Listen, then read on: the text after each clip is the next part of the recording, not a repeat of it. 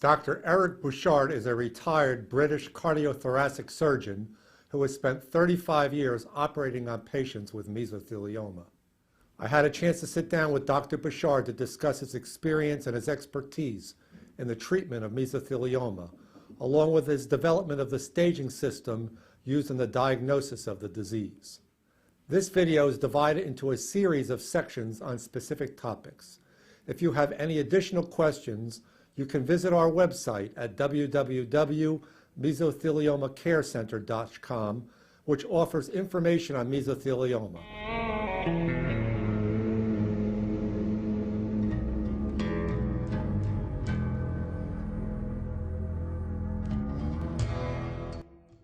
Interested in today, of course, is mesothelioma, which is a tumor of the lining membrane, a tumor of the pleura. I think it's important to state at this stage that mesothelioma is different to tumors which occur in other parts of the body. Most tumors grow in the form of a lump, and if they're going to be removed by surgery, not only is it important to remove the lump itself, but also a margin of normal tissue round about them. In the case of mesothelioma, this tumor is very different. It doesn't grow in the form of a single lump. It grows in a sort of sheet-like fashion around the inside of the chest wall, so it will spread from the place where it starts all the way around the inside of the chest wall in the form of a sheet.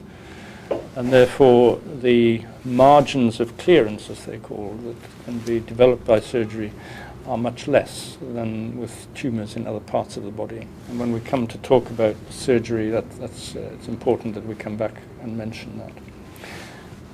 The other conditions, disease processes which can be caused by asbestos are pleural plaques. These are not dangerous in themselves. They're simply raised areas of thick fibrous tissue, glistening white in appearance. They simply indicate that a patient has been exposed to asbestos, but they have no other prognostic significance. Lung cancer is important to mention because asbestos can cause lung cancer as well as mesothelioma. Particularly in patients who've had a heavy exposure to asbestos, it can cause a condition called asbestosis, which is really a condition of lung fibrosis or scarring caused by the asbestos fibers. It can also cause a condition that is known as benign pleural thickening or chronic pleuritis, which is important to differentiate from mesothelioma, and we come along to talk about that a little bit later under the diagnosis. This condition can spread around the inside of the chest wall, can produce small amounts of fluid, and can cause restriction of the lung itself, and that often needs an operation as well. This picture here shows two of those conditions that I've just mentioned.